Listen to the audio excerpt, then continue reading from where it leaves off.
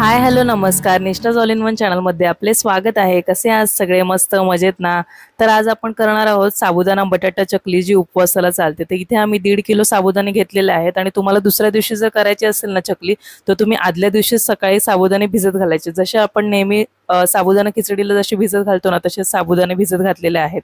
आणि रात्री काय करायचं, एक टोपभर मोठं असं पाणी उकळत ठेवायचं आणि छान उकळी आल्यानंतर त्याला ना मग या साबुदाण्यामध्ये टाकायचं. छान साबुदाणा मोकळा करायचा आणि मग त्यामध्ये टाकायचं रात्री.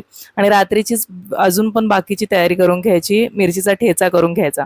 तर हे बघा, हे एवढं मोठं टोपभर पाणी मी त्या साबुदाण्यामध्ये टाकले आणि साबुदाणे चांगले मोकळे करून घेतलेले रात्रीच.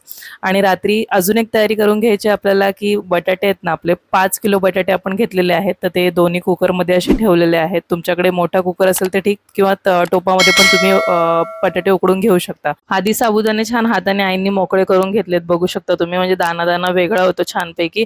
आणि ह्याच्यामध्ये ना उकळलेलं पाणी टाकायचं छानपैकी आणि तसेच झाकून ठेवून द्यायचे रात्रभर, म्हणजे ना अजून छान भिजतात ते. आता ही क्लिप आहे ती आपण ज्या दिवशी चकल्या करतो ना त्या दिवशीची आहे. तर सकाळीच बटाटे मी उकडून घेतलेले आहेत आणि बटाटे आपल्याला किसून घ्यायचे आहेत, किंवा पुरणाची चाळण असते ना, त्याच्यावरती पण तुम्ही असे आपण पुरण कसं पाडतो तसंच तुम्ही करून घेऊ शकता, किंवा मग मॅशरने पण तुम्ही मॅश करू शकता. बटाटे तुमच्यावरती आहे, पण बटाटे असे एकदम व्यवस्थित असे मॅश झाले पाहिजेत, नाहीतर मग चकली करताना ना मग ते साच्यामध्ये ते अडकतात बटाटे आणि मग ते भरपूर वेळ जातो त्याच्यामध्ये.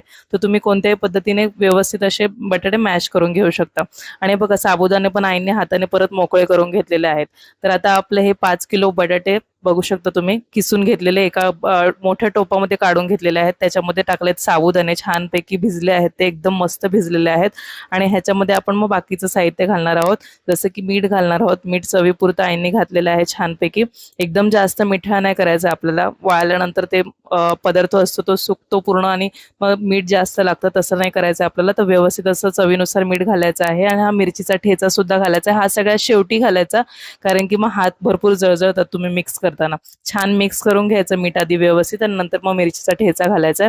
तर तुम्ही बघू शकता मी थोडंसं लाटण्याच्या साहाय्याने आधी मिक्स करून घेतलेलं आहे मोठा टोप, आणि असं भिंतीला आड करून असं व्यवस्थित असं पकडायला जमेल असं तर मी मिक्स करून घेत आहे आधी लाटण्याने, आणि नंतर मग मी हाताने मिक्स करून घेतलेलं आहे. म्हणजे हाताची जळजळ नंतर कमी होते. जळजळ तर होतेच, पण थोडी कमी होते. तर आता छानपैकी मिक्स करून झालेलं आहे माझं, बघू शकता तुम्ही. मी हाताने पण मिक्स करत आहे आणि खालती वरती एकदम व्यवस्थित एकजीव असं करून घ्यायचं आहे. प्रत्येक म्हणजे चकलीला मीठ लागलं पाहिजे, ठेचा लागलं पाहिजे व्यवस्थित असा. तर अशा पद्धतीने आपल्याला मिक्स करायचं आहे. तर बघा, बघू शकता तुम्ही, टोपभर आपलं हे मिश्रण झालेलं आहे आणि ह्याच्या आपल्याला आता चकल्या करायच्या आहेत. तर आईने आम्हाला छानपैकी सोऱ्यामध्ये पटापट पटापट भरून दिलं. 2 सोरे होते, एक आपल्या घरचा आहे आणि एक समोरच्या काकींकडून आणला होता, तो दाबायचा सोऱ्या होता. तर पटापट पटापट भरून दिलं ना, मग पटापट चकली पाडता पण येते. आणि ह्याच्यापेक्षा जास्त ना लवकर चकली कशाने झाली माहितीये, आम्ही ना प्लास्टिक बॅग घेतली होती एक, तर त्याला एका साईडने होल करून, कैचीच्या साह्याने होल करून व्यवस्थित असं चकली पाडता येते.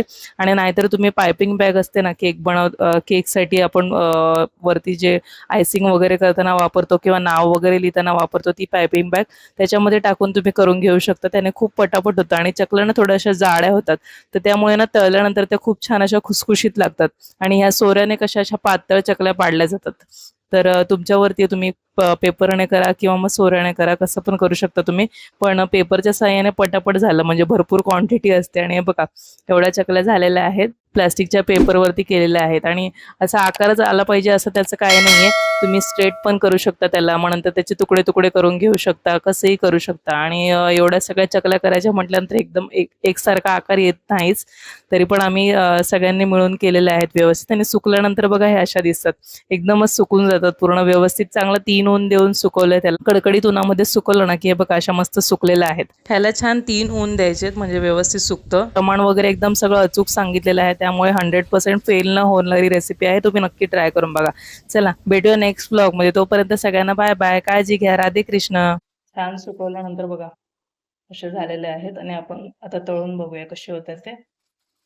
मस्त एकदम कडकडीत सुकलेत, तेल तापलेले आहे.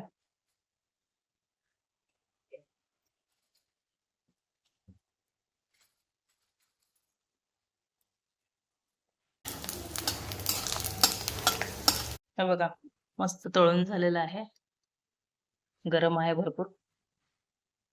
खाऊन दाखवते तुम्हाला एक.